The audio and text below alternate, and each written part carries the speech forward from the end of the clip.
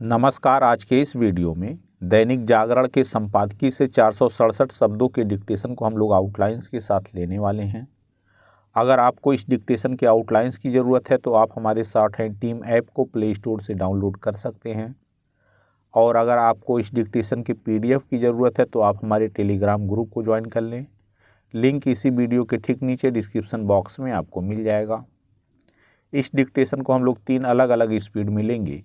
पहली बार में 70 की स्पीड में, दूसरी बार में 80 की स्पीड में, तो तीसरी और आखिरी बार में इसी डिक्टेशन को हम लोग 90 की स्पीड में लेने वाले हैं। तो 70 की स्पीड में आपका डिक्टेशन स्टार्ट होगा 5 सेकंड के बाद। तब तक के लिए आप रेडी रहें।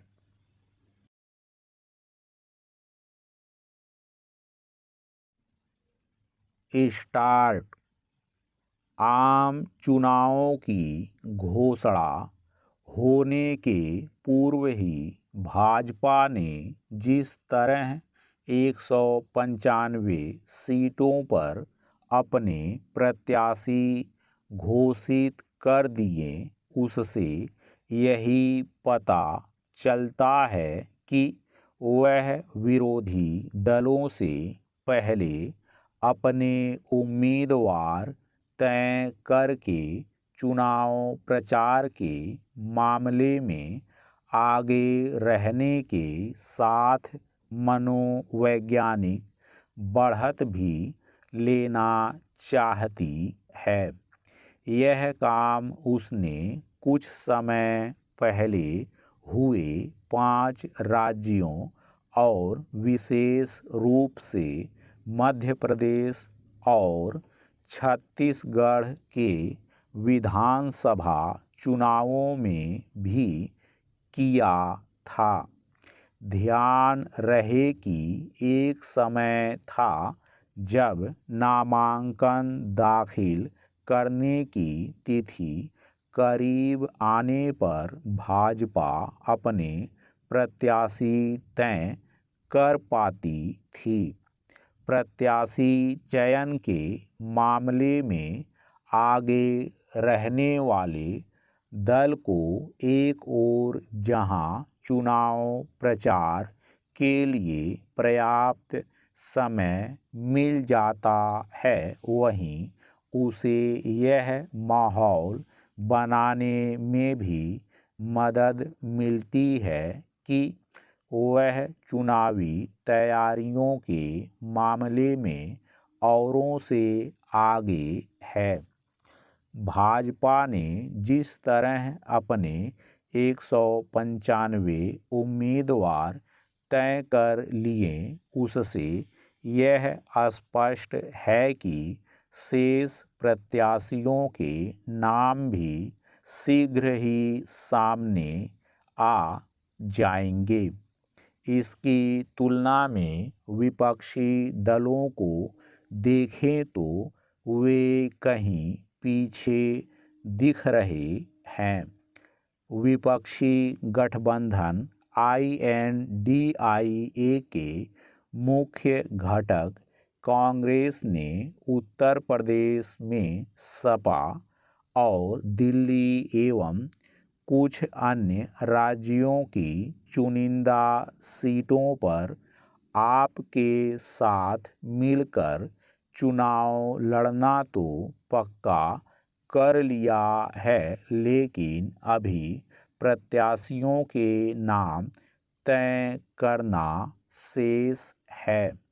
महाराष्ट्र, बिहार, झारखंड आदि में तो INDIA अभी तक सीटों के बंटवारे पर सहमति नहीं बना सका है, और वह भी तब जब घटक दल इसकी मांग कर रहे हैं।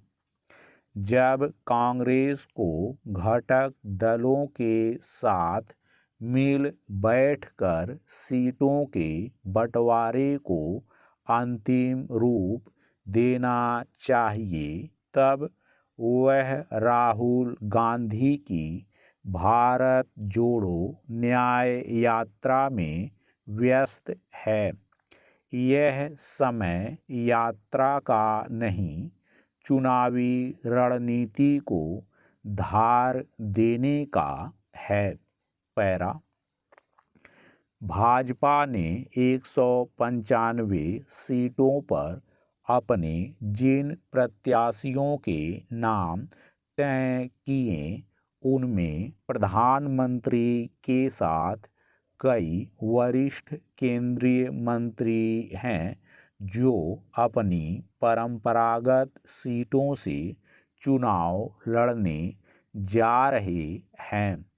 प्रत्याशियों की पहली सूची यह कह रही है कि 34 केंद्रीय और राज्य मंत्री चुनाव लड़ेंगे।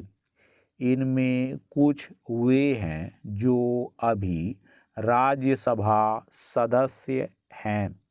195 प्रत्याशियों में 28 महिलाएं हैं।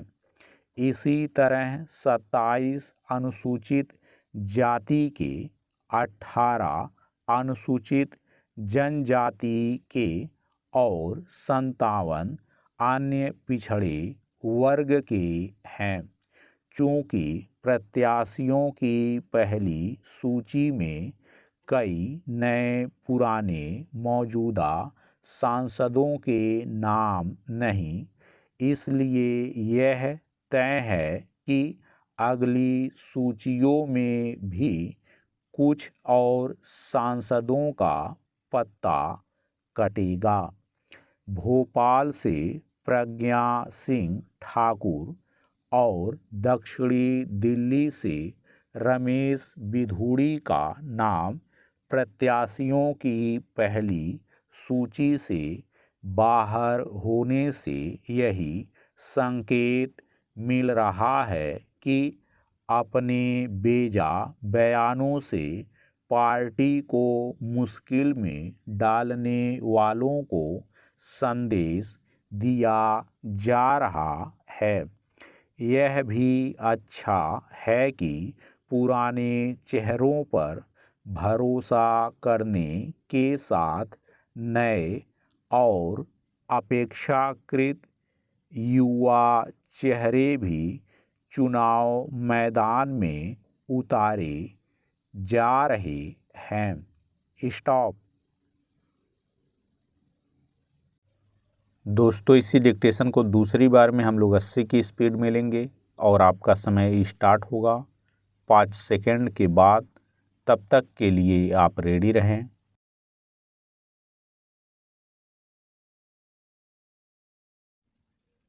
स्टार्ट।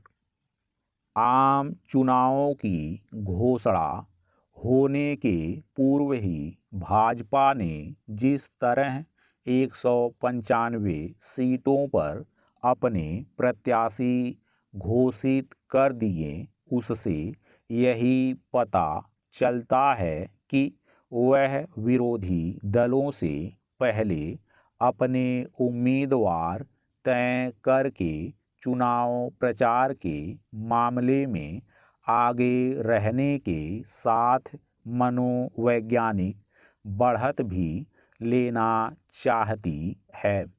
यह काम उसने कुछ समय पहले हुए 5 राज्यों और विशेष रूप से मध्य प्रदेश और छत्तीसगढ़ के विधानसभा चुनावों में भी किया था। ध्यान रहे कि एक समय था जब नामांकन दाखिल करने की तिथि करीब आने पर भाजपा अपने प्रत्याशी तय कर पाती थी। प्रत्याशी चयन के मामले में आगे रहने वाले दल को एक ओर जहां चुनाव प्रचार के लिए पर्याप्त समय मिल जाता है, वहीं उसे यह माहौल बनाने में भी मदद मिलती है कि वह चुनावी तैयारियों के मामले में औरों से आगे है।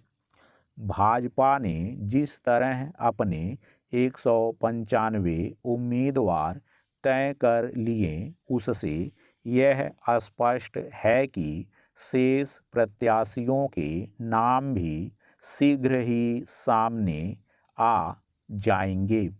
इसकी तुलना में विपक्षी दलों को देखें तो वे कहीं पीछे दिख रहे हैं।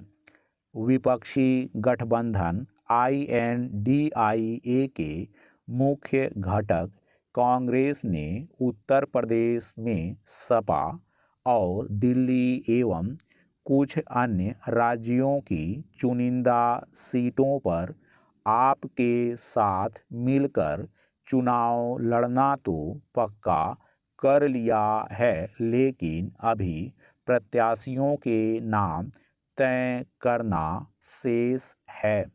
महाराष्ट्र, बिहार, झारखंड आदि में तो INDIA अभी तक सीटों के बंटवारे पर सहमति नहीं बना सका है, और वह भी तब जब घटक दल इसकी मांग कर रहे हैं।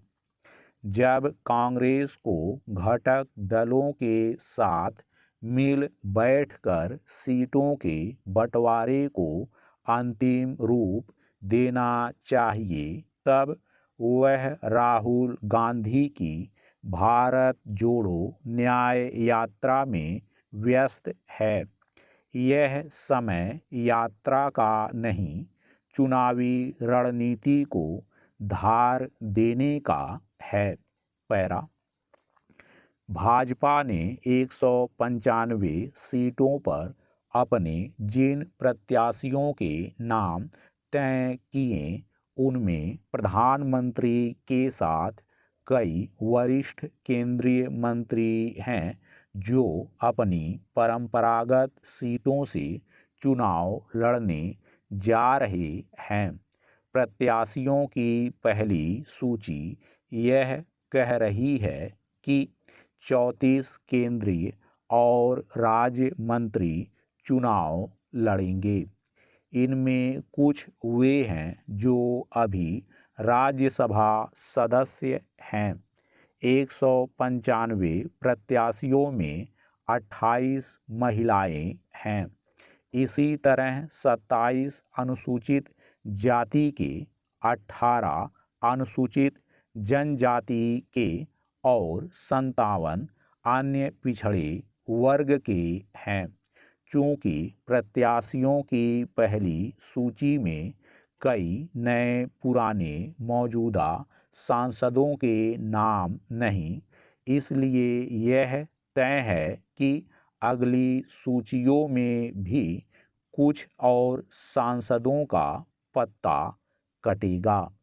भोपाल से प्रज्ञा सिंह ठाकुर और दक्षिणी दिल्ली से रमेश बिधूड़ी का नाम प्रत्याशियों की पहली सूची से बाहर होने से यही संकेत मिल रहा है कि अपने बेजा बयानों से पार्टी को मुश्किल में डालने वालों को संदेश दिया जा रहा है। यह भी अच्छा है कि पुराने चेहरों पर भरोसा करने के साथ नए और अपेक्षाकृत युवा चेहरे भी चुनाव मैदान में उतारे जा रहे हैं। स्टॉप। दोस्तों, इसी डिक्टेशन को तीसरी और आखिरी बार में हम लोग 90 की स्पीड में लेंगे और आपका समय स्टार्ट होगा 5 सेकंड के बाद। तब तक के लिए आप रेडी रहें।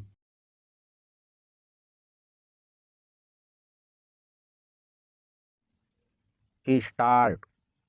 आम चुनावों की घोषणा होने के पूर्व ही भाजपा ने जिस तरह 195 सीटों पर अपने प्रत्याशी घोषित कर दिए, उससे यही पता चलता है कि वह विरोधी दलों से पहले अपने उम्मीदवार तय करके चुनाव प्रचार के मामले में आगे रहने के साथ मनोवैज्ञानिक बढ़त भी लेना चाहती है। यह काम उसने कुछ समय पहले हुए 5 राज्यों और विशेष रूप से मध्य प्रदेश और छत्तीसगढ़ के विधानसभा चुनावों में भी किया था। ध्यान रहे कि एक समय था जब नामांकन दाखिल करने की तिथि करीब आने पर भाजपा अपने प्रत्याशी तय कर पाती थी। प्रत्याशी चयन के मामले में आगे रहने वाले दल को एक ओर जहां चुनाव प्रचार के लिए पर्याप्त समय मिल जाता है, वहीं उसे यह माहौल बनाने में भी मदद मिलती है कि वह चुनावी तैयारियों के मामले में औरों से आगे है। भाजपा ने जिस तरह अपने 195 उम्मीदवार तय कर लिए, उससे यह स्पष्ट है कि शेष प्रत्याशियों के नाम भी शीघ्र ही सामने आ जाएंगे। इसकी तुलना में विपक्षी दलों को देखें तो वे कहीं पीछे दिख रहे हैं। विपक्षी गठबंधन INDIA के मुख्य घटक कांग्रेस ने उत्तर प्रदेश में सपा और दिल्ली एवं कुछ अन्य राज्यों की चुनिंदा सीटों पर आप के साथ मिलकर चुनाव लड़ना तो पक्का कर लिया है, लेकिन अभी प्रत्याशियों के नाम तय करना शेष है। महाराष्ट्र, बिहार, झारखंड आदि में तो INDIA अभी तक सीटों के बंटवारे पर सहमति नहीं बना सका है, और वह भी तब जब घटक दल इसकी मांग कर रहे हैं। जब कांग्रेस को घटक दलों के साथ मिल बैठकर सीटों के बंटवारे को अंतिम रूप देना चाहिए, तब वह राहुल गांधी की भारत जोड़ो न्याय यात्रा में व्यस्त है। यह समय यात्रा का नहीं, चुनावी रणनीति को धार देने का है। पैरा भाजपा ने 195 सीटों पर अपने जिन प्रत्याशियों के नाम तय किए, उनमें प्रधानमंत्री के साथ कई वरिष्ठ केंद्रीय मंत्री हैं जो अपनी परंपरागत सीटों से चुनाव लड़ने जा रहे हैं। प्रत्याशियों की पहली सूची यह कह रही है कि 34 केंद्रीय और राज्य मंत्री चुनाव लड़ेंगे। इनमें कुछ वे हैं जो अभी राज्यसभा सदस्य हैं। 195 प्रत्याशियों में 28 महिलाएं हैं। इसी तरह 27 अनुसूचित जाति के, 18 अनुसूचित जनजाति के और 57 अन्य पिछड़े वर्ग के हैं। चूँकि प्रत्याशियों की पहली सूची में कई नए पुराने मौजूदा सांसदों के नाम नहीं, इसलिए यह तय है कि अगली सूचियों में भी कुछ और सांसदों का पत्ता कटेगा। भोपाल से प्रज्ञा सिंह ठाकुर और दक्षिणी दिल्ली से रमेश बिधूड़ी का नाम प्रत्याशियों की पहली सूची से बाहर होने से यही संकेत मिल रहा है कि अपने बेजा बयानों से पार्टी को मुश्किल में डालने वालों को संदेश दिया जा रहा है। यह भी अच्छा है कि पुराने चेहरों पर भरोसा करने के साथ नए और अपेक्षाकृत युवा चेहरे भी चुनाव मैदान में उतारे जा रहे हैं। स्टॉप।